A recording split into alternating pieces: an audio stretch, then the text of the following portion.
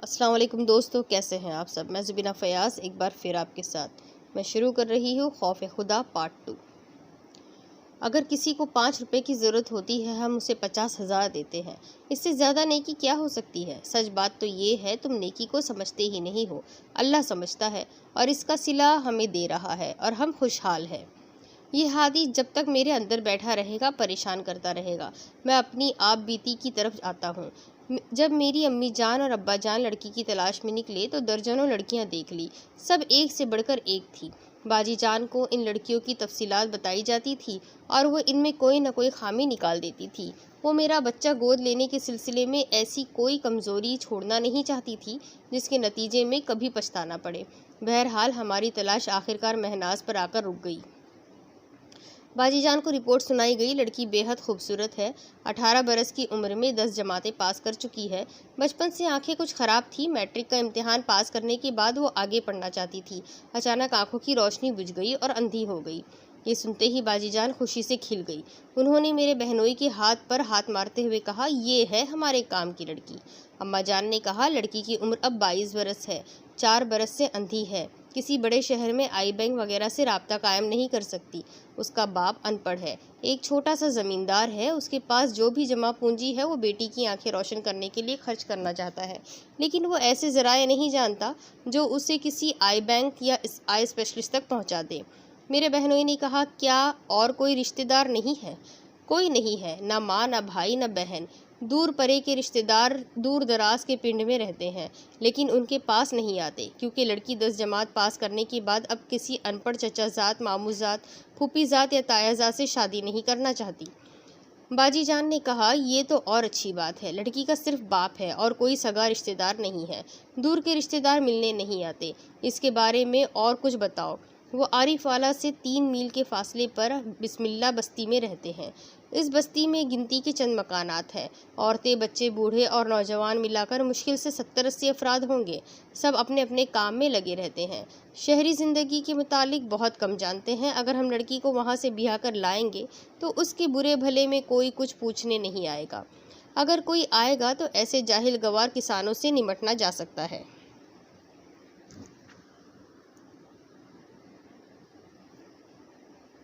मेरे बहनोई ने मेरी अम्मी जान और अब्बा जान से कहा, अब आप दोनों आरिफ वाला चले जाएं। वहाँ एक अच्छा सा मकान खरीद कर रिहाइश इख्तियार कर ले। कोई भी पूछे तो कह दें, सिंध के किसी छोटे से इलाके में रहते थे। आपका बेटा गुलाम हुसैन दुबई में मुलाजमत कर रहा है। उसने ख़त लिखा था कि अब हम पंजाब के किसी इलाके में जाकर मकान ख़रीद लें, इसलिए आप लोगों ने आरिफ वाला में मकान ख़रीदा है। बेटा 2 माह बाद 2 महीने की छुट्टी लेकर आ रहा है। आप चाहते हैं कि इसके दुबई वापस जाने से पहले शादी कर दी जाए, लिहाजा अच्छी सी लड़की तलाश कर रहे हैं। बाजी जान ने मेरे वालिदैन से कहा, जब आप उस लड़की के बाप से बात करेंगे तो वो ज़रूर पूछेगा कि आप एक अंधी लड़की को क्यों पसंद कर रहे हैं। इसका जवाब यही होना चाहिए कि पैदाइशी अंधी नहीं है, इसकी आंखों का इलाज कराना हमारा फ़र्ज़ है।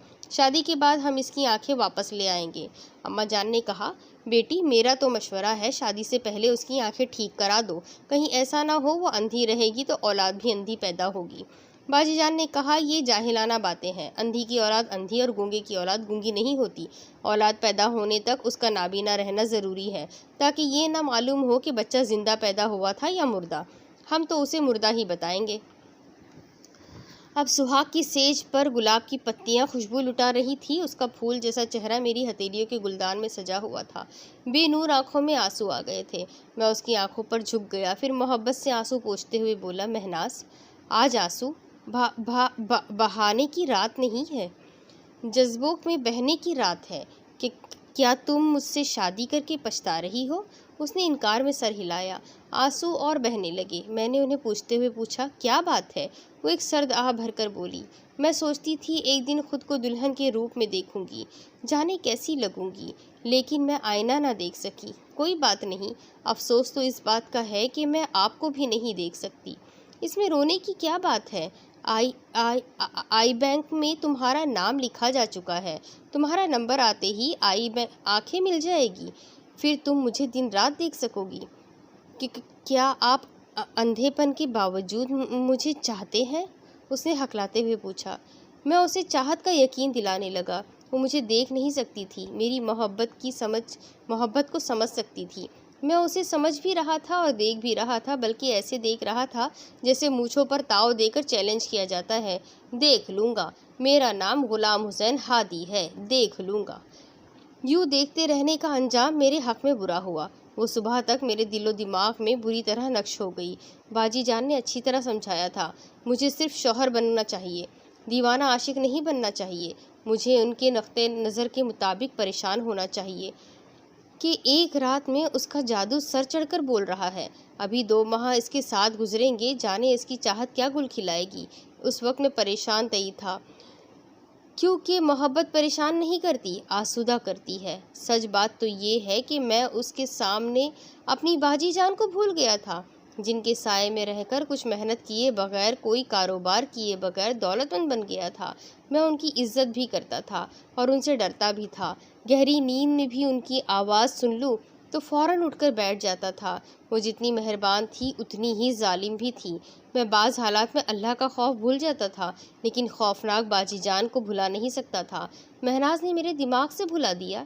یہ زیادہ حیرانی کی بات نہیں تھی، لوہا لوہے کو اور عورت عورت کو کاٹتی ہے۔ بیوی نے بہن کے رشتے کو کاٹنا شروع کر دیا تھا۔ میں دن کے 11 بجے گھر سے نکلا۔ عارف والا میرے لیے نئی جگہ نہیں تھی، میں وہاں کے بازار میں گھومنے کے لیے گیا۔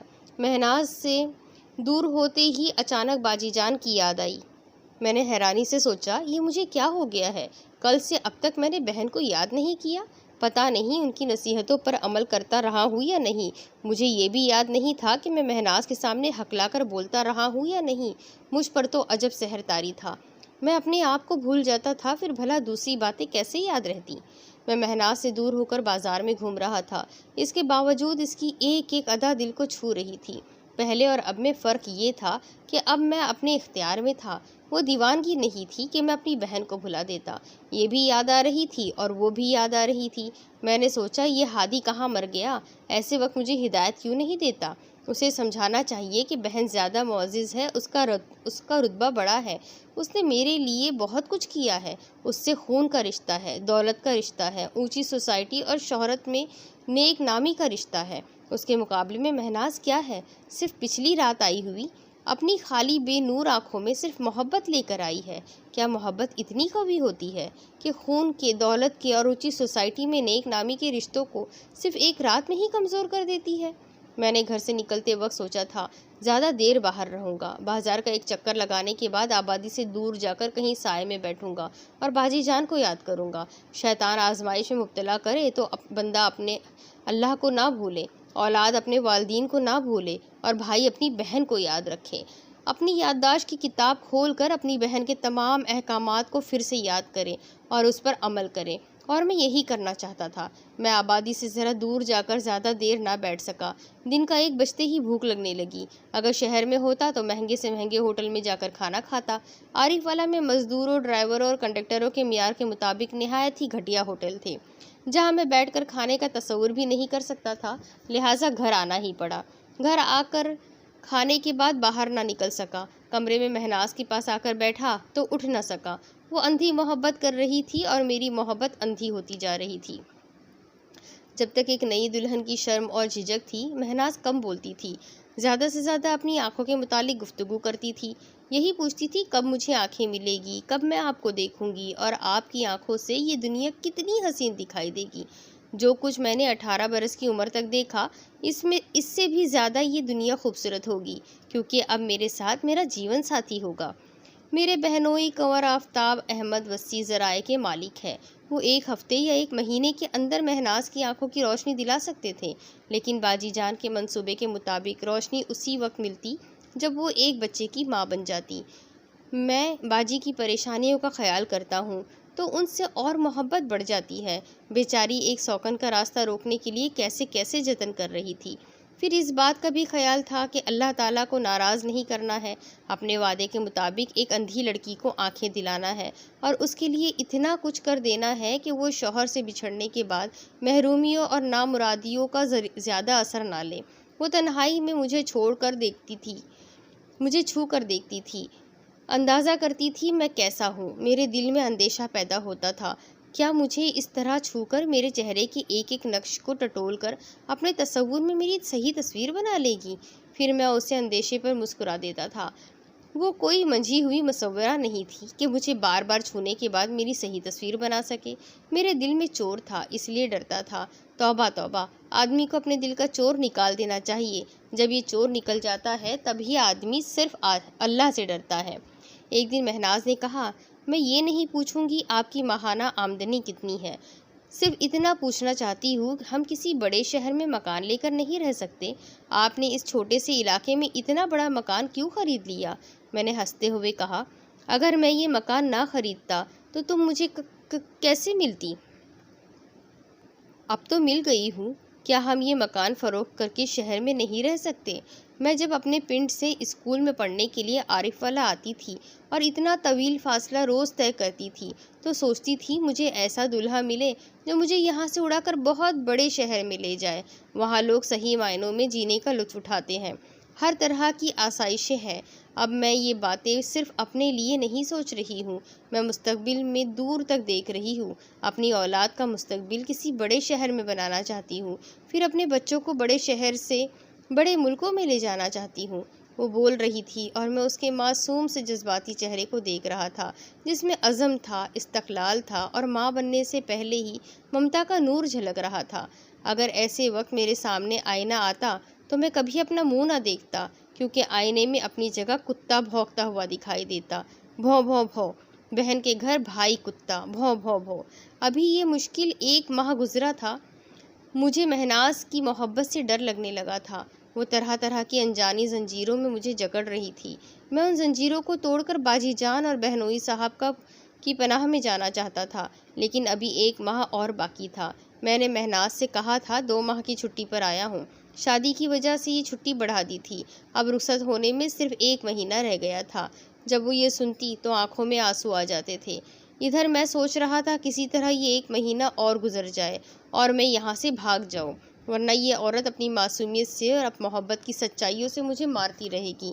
لیکن 2 ماہ کی مدت مقرر کرنے سے کیا ہوتا ہے؟ ہم قدرت کا فیصلہ بدل تو نہیں سکتے۔ کوئی ضروری نہیں تھا کہ 2 مہینے میں مہناز کے پاؤں بھاری ہو جاتے اور میں رخصت ہو جاتا۔ میرے بہنوئی نے اچھی طرح سمجھا دیا تھا، میاں صاحبزادے اب تک کنوارے رہے، اب شوہروں کے گر سیکھ لو۔ حالانکہ میں بھی کوئی دانشمند شوہر نہیں ہوں، اگر ذرا بھی عقل ہوتی تو تمہاری باجی جان کو اپنے کالے دھندے کا راز نہ۔ بہرحال تم ایسی حماقت نہ کرنا، عورت کو صرف پاؤں کی جوتی سمجھنا۔ جب تک شریک حیات کے پاؤں بھاری نہ ہوں، آرام سے وہاں چھٹیاں گزارتے رہنا۔ اس سے یہی کہنا کہ اس کی محبت میں جدا ہونے کو جی نہیں چاہتا، اس لیے چھٹیاں بڑھوا رہے ہوں۔ جس دن تمہیں خوشخبری ملے اس دن تم ایک سادہ کاغذ اس کے ہاتھ میں لا کر تھما دینا اور کہنا دبئی سے خط آیا ہے، اب چھٹی نہیں بڑھے گی، اگر نہیں آؤ گے تو نوکری چلی جائے گی، لہٰذا تمہاری وہ بیوی تمہیں جانے کی اجازت دے دے گی اور اپنی اولاد کی پیدائش کے دن گننے لگ جائے گی۔ میری باجی جان اور بہنوئی صاحب نے گھاٹ گھاٹ کا پانی پیا تھا، مجھے بڑے تجربے کی باتیں سمجھاتے تھے، لیکن یہ نہیں سمجھایا کہ شریک حیات کے حسن کا یا محبت کا صرف معصومیت کا جادو چل جائے تو اس کا توڑ کیا ہو سکتا ہے۔ مہناز رو رہی تھی کیونکہ 7 ہفتے گزر گئے تھے، 2 ماہ پورے ہونے کے لیے صرف 1 ہفتہ رہ گیا تھا۔ میں نے اس کے آنسو پوچھتے ہوئے کہا، رونا بھول جاؤ اور ہنستی کھلکھلاتی ہوئی میرے بازوؤں میں چھپ جاؤ، میں تمہیں ایک خوشخبری سنا رہا ہوں۔ آپ ساری کائنات میرے قدموں میں رکھ دیں گے اور مجھ سے بچھڑ جائیں گے تو مجھے کوئی خوشی ہوگی کیا؟ میرے لیے کوئی خبر خوشخبری نہیں ہو سکتی۔ تم مجھ سے جتنی محبت کرتی ہو میں اس سے کم محبت نہیں کرتا، میں بھی تم سے جدا نہیں ہونا چاہتا۔ میں نے تمہیں بتائے بغیر اپنی کمپنی میں مزید 2 ماہ کی چھٹی کی درخواست دی تھی، جس کا جواب آیا ہے۔ یہ خط میرے ہاتھ میں ہے اور اس میں لکھا ہے میں مزید 2 مہینے اپنی مہناز کے پاس رہ سکتا ہوں۔ یہ سنتے ہی وہ خوشی سے دیوانی ہو گئی۔ میں اس دیوانگی کو مسرتوں کے اظہار سے نہ روک سکا، اسے کھلی چھٹی دے دی۔ جب اس نے جی بھر کر اظہار کر لیا تو میں نے کہا 2 دن کے لیے بچھڑنے والا ہوں۔ وہ کیوں؟ میں شہر جاؤں گا اور آئی بینک والوں سے ملاقات کر کے معلوم کروں گا تمہارا نمبر کب تک آنے والا ہے۔ وہ میرے ساتھ شہر جانے کی ضد کرنے لگی۔ میں نے کہا کچھ روز صبر کر لو، جب آنکھیں مل جائے گی تو میرے ساتھ ایک شہر تو کیا پوری دنیا دیکھو گی، ابھی جاؤ گی تو مجھے ہر اتنے بڑے شہر میں قدم قدم پر تمہیں سنبھالنا ہوگا، میری ذمہ داریاں بڑھ جائے گی۔ میں نے اسے پیار محبت سے سمجھایا، وہ سمجھ گئی۔ میں وہاں سے سیدھا باجی جان کے پاس پہنچا، وہ مجھے دیکھتے ہی تاڑ گئی، کہنے لگی تم کچھ پریشان ہو، آؤ یہاں بیٹھو۔ وہ ہمیشہ اپنے پاس صوفے پر بٹھایا کرتی تھی۔ میں ان کے قدموں میں بیٹھ کر کہنے لگا، آپ نے درست کہا تھا، لڑکیاں میکہ چھوڑ کر آتی ہے اور اپنے مرد کو سسرال سے چھڑا کر لے جاتی ہے، نہ خود اپنے گھر کی رہتی ہے، نہ شوہر کو امی کے گھر رہنے دیتی ہے، ایک نیا گھر آباد کرتی ہے، پتہ نہیں وہ کب ماں بنے گی، لیکن ابھی سے ممتا کا بھرپور اظہار کر رہی ہے، اپنے ہونے والے بچوں کے مستقبل کے متعلق دور دور تک سوچ رہی ہے۔ باجی جان نے کہا، اس کے سوچنے سے کیا ہوتا ہے، تم کیوں پریشان ہو؟ آپ نے کہا تھا ہر انسان کے پاس اس کا ضمیر ہوتا ہے، اس کا ایمان ہوتا ہے، اگر وہ ذرا بھی ایمان والا ہوتا ہے تو اس کے دل میں خوف خدا ہوتا ہے۔ بے شک ہم سب کو اللہ سے ڈرنا چاہیے، کون جانتا ہے کب اس کا قہر نازل ہو جائے، اس لیے کوئی ایسا قدم نہیں اٹھانا چاہیے جس سے دوسروں کو نقصان پہنچے۔ میں تمہیں ہجے کر کے سمجھا چکی ہوں، مہناز کو نقصان نہیں پہنچے گا، وہ اگر تھوڑا سا نقصان اٹھائے گی تو عمر بھر فائدے میں رہے گی۔ تم اسی طرح اپنے ضمیر کو سمجھاتے رہو، ورنہ کوئی حماقت کر بیٹھو گے۔ بائی دا وے، تم کتنے دنوں کے لیے آئے ہو؟ اس سے 2 دن کا کہہ کر آیا ہوں۔ میرے بہنوئی نے باجی کے کان میں کچھ کہا، پھر بولے، آؤ ہادی، میں تمہارے ساتھ لان میں ٹہلنا چاہتا ہوں۔ میں ان کے ساتھ لان میں آ گیا۔ وہ آہستگی سے بولے، تمہیں مہناز کو چھوڑ کر نہیں آنا چاہیے تھا، میں صرف 2 دن کے لیے آیا ہوں۔ میاں صاحب زادے، کسان اپنی زمین پر اس وقت تک ہل چلاتا ہے جب تک کہ زمین بیج قبول کرنے میں اور فصل اگانے کے قابل نہیں ہو جاتی۔ جب تک وہ قابل نہیں ہوتی، کسان محنت کرتا رہتا ہے۔ میں تھوڑی دیر تک خاموش رہا، ان کے ساتھ ٹہلتا رہا اور ان کی باتوں پر غور کرتا رہا۔ بات سمجھ میں آ رہی تھی، میں مہناز کی محبت سے گھبرا کر آیا تھا، باجی جان کی پناہ میں تھوڑا وقت گزارنا چاہتا تھا اور یقین کرنا چاہتا تھا کہ باجی جان کا جو رعب، جو دبدبہ ہے اور ان کا جو اثر مجھ پر ہے، مہناز اس طلسم کو نہیں توڑ سکے گی۔ میں واپس آیا۔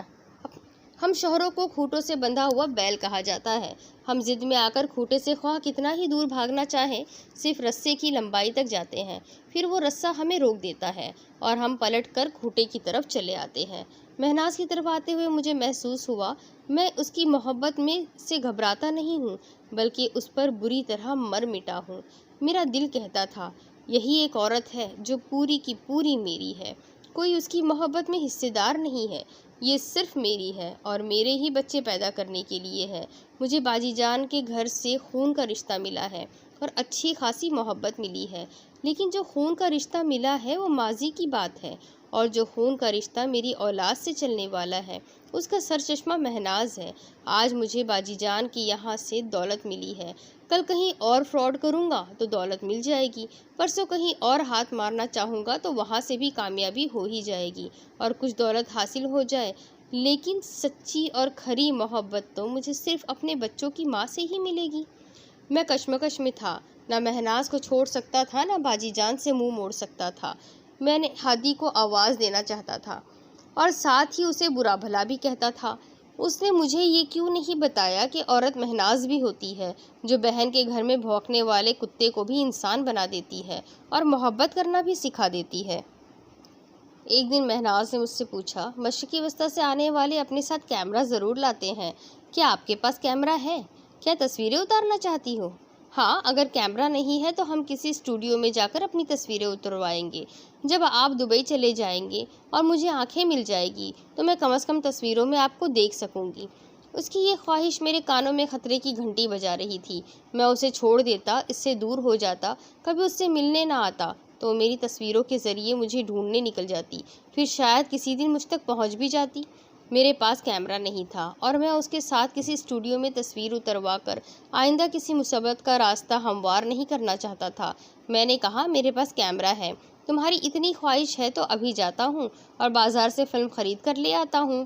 میں اس کی دانست میں فلم خریدنے بازار چلا آیا، جبکہ میرے پاس کیمرہ بھی نہیں تھا اور عارف والا جیسی چھوٹی سی آبادی میں شاید کیمرہ کہیں سے نہ ملتا، اگر ملتا تو میں فوراً خرید لیتا۔ میں نے پورے بازار کا چکر لگایا، کوئی فوٹو اسٹوڈیو نظر نہیں آیا۔ بس اڈے پر پہنچا تو ایک فوٹوگرافر سے ملاقات ہو گئی۔ میں نے کہا، بھائی مجھے 1 دن کے لیے کیمرہ کرائے پر دو، جو رقم مانگو گے میں دے دوں گا۔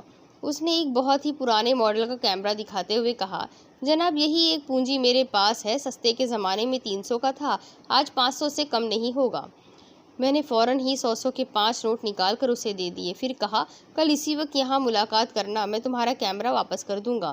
اس نے اتنے سارے نوٹ لے کر کہا، جناب واپس کرنے کی کیا ضرورت ہے، اپنے پاس رکھ لیجیے گا، میں دوسرا خرید لوں گا۔ میں مہناز کے پاس آیا، اس کے ہاتھوں میں کیمرہ رکھ کر بولا، اس میں فلم لوڈ ہے، تیار ہو جاؤ، ہم تصویریں اتاریں گے۔ اس نے پوچھا کہ ہماری ایک ساتھ تصویر آ سکتی ہے؟ اسے اتارنے کے لیے تو کسی تیسرے آدمی کی ضرورت ہوگی۔ یہ آٹومیٹک کیمرہ ہے، میں اس میں ٹائمنگ سیٹ کر دوں گا، پھر تمہارے پاس آ جاؤں گا، تصویریں اتر جائے گی۔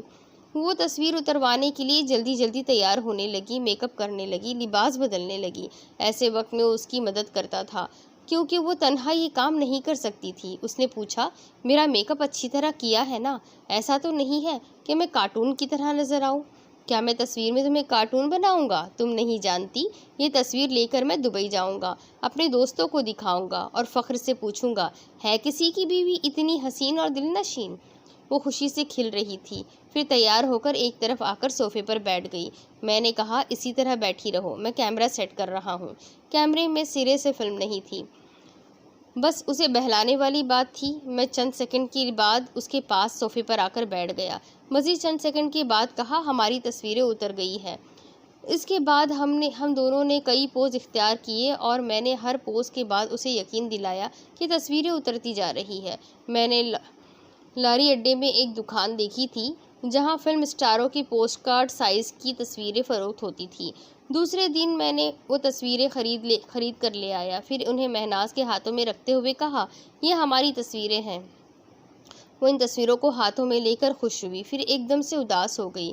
اسے میرے ساتھ تصویریں اتروانے کا بے حد شوق تھا، لیکن وہ تصویریں دیکھ نہیں سکتی تھی۔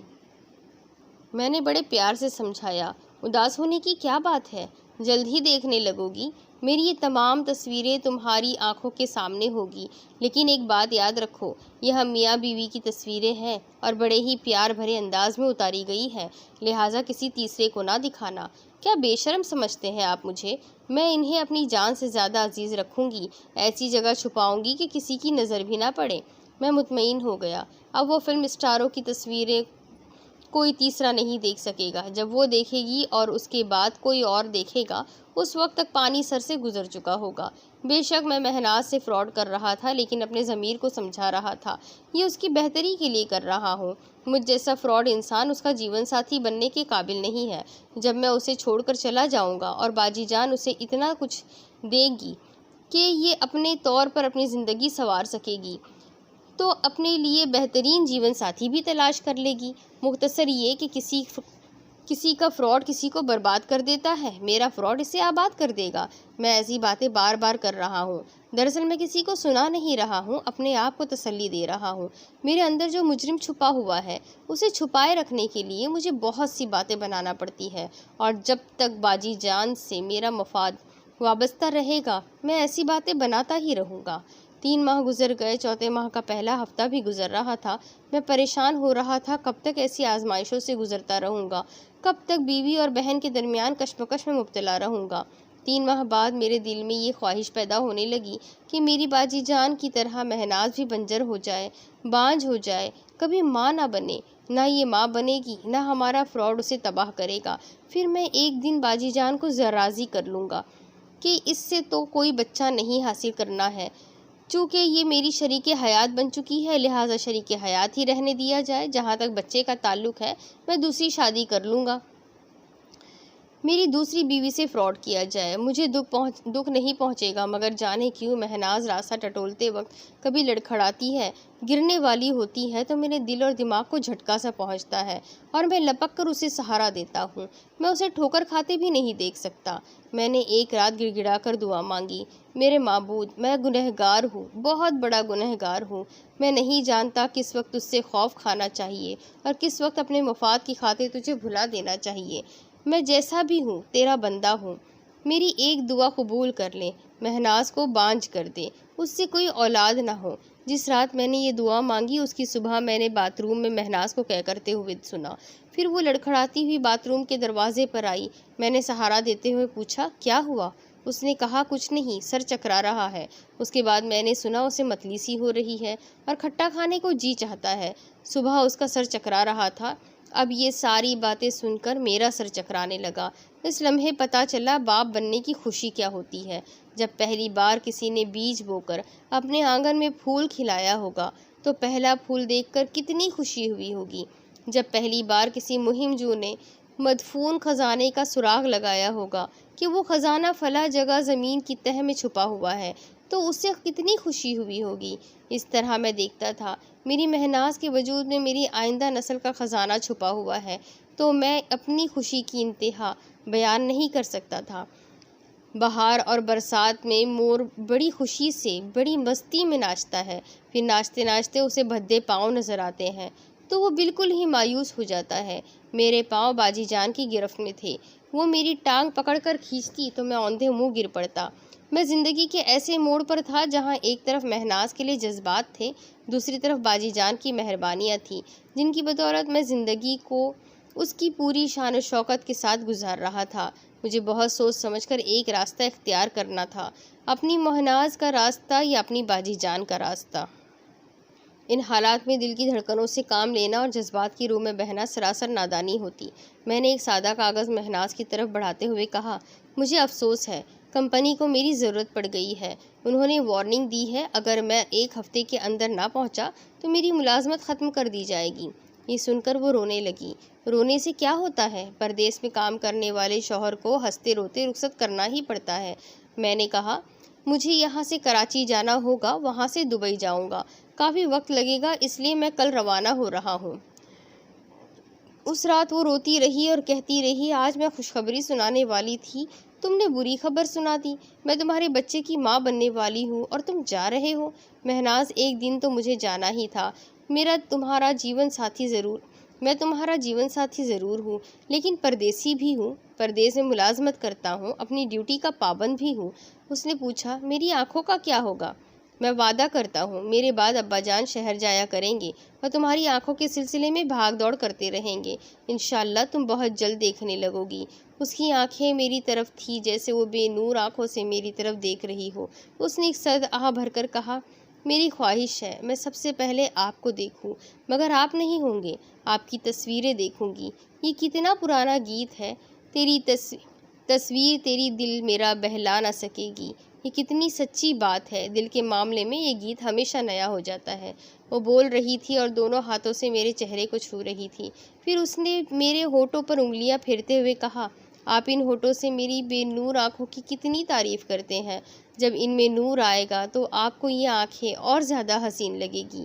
میں ان آنکھوں کو چھپاؤں گی، جب تک آپ نہیں آئیں گے اور میری آنکھوں کو نہیں دیکھیں گے تب تک میں ساری دنیا سے ان آنکھوں کے حسن کو چھپاؤں گی، سیاہ اینک پہن کر رکھوں گی۔ جس کے پیار میں سچائی ہوتی ہے اس کی باتیں دوست پر بھی اثر کرتی ہے اور دشمن پر بھی۔ میں ابھی تک اس فیصلے پر قائم تھا کہ دشمن نہیں ہوں، اس کا دوست ہوں، اسے میری ذات سے نقصان نہیں پہنچے گا، وہ بالآخر فائدے میں رہے گی۔